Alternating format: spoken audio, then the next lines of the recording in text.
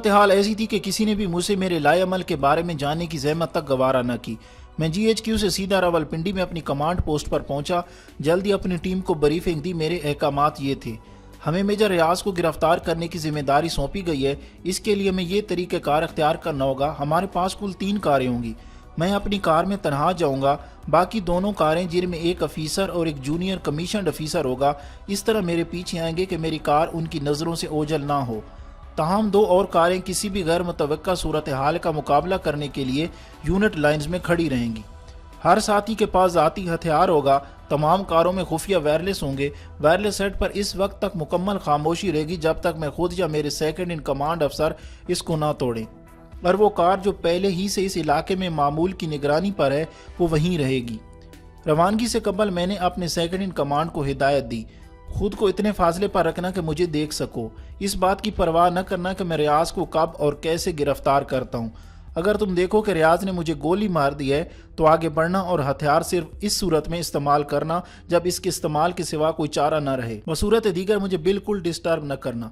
میں نے بسم اللہ پڑھ کر گاڑی سٹارٹ کی اور ہم سیٹلائٹ ٹاؤن کی طرف روانہ ہو گئے۔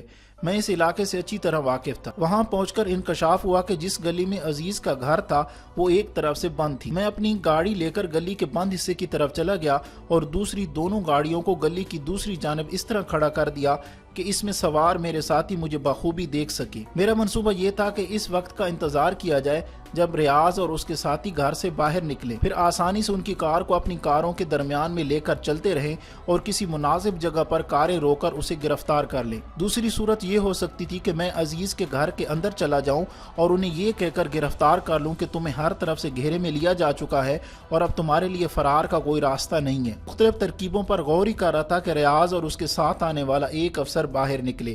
دونوں نے آپس میں الوداعی ہاتھ ملایا اور وہ افسر اسی کار میں بیٹھ کر چلا گیا جس میں یہ لوگ مری سے آئے تھے۔ میں نے فوری طور پر اپنی ریزرو گاڑی کو اس کار کا پیچھا کرنے کا حکم دیا۔ ہماری گاڑی نے رات تک اس کار کا پیچھا کیا اور جب یہ یقین ہو گیا کہ اس افسر کا اس کھیل سے کوئی تعلق نہیں ہے تو اسے جانے دیا گیا۔ حالانکہ اسے گرفتار کرنا انتہائی آسان تھا مگر ابھی وہ ہمارا مطلوبہ ٹارگٹ نہیں تھا۔ تھوڑی دیر کے بعد میجر ریاض اور اس کا دوسرا ساتھی باہر نکلے۔ اس نے بھی ریاض سے ہاتھ ملایا اور پھر مری روڈ کی طرف پیدل چلنا شروع کر دیا۔ ہماری نگران ٹیم اس پر نظر رکھے ہوئے تھے۔ وہ اسلام آباد جانے والی ایک بس میں سوار ہوا اور ٹیم نے اسلام آباد میں اسے اپنے گھر میں داخل ہونے تک اس کی نگرانی کی۔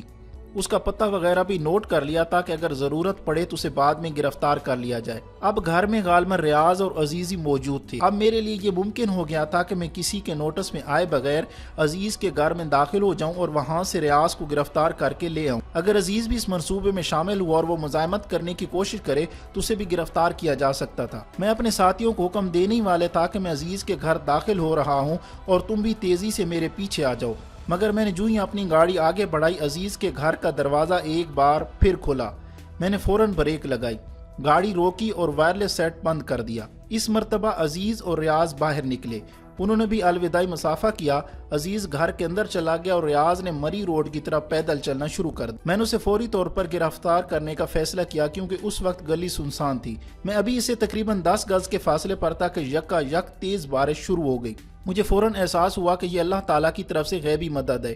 یقین کیجئے میں نے اپنی چھوٹی چھوٹی مہمات اور فوجی ملازمت کے دوران بہت مرتبہ اللہ تعالیٰ کی غیبی مدد آتے دیکھی ہے۔ ریاض نے اپنا سر جھکایا، کندھے سکیڑے اور کسی محفوظ جگہ کی تلاش میں دائیں بائیں دیکھنے لگا۔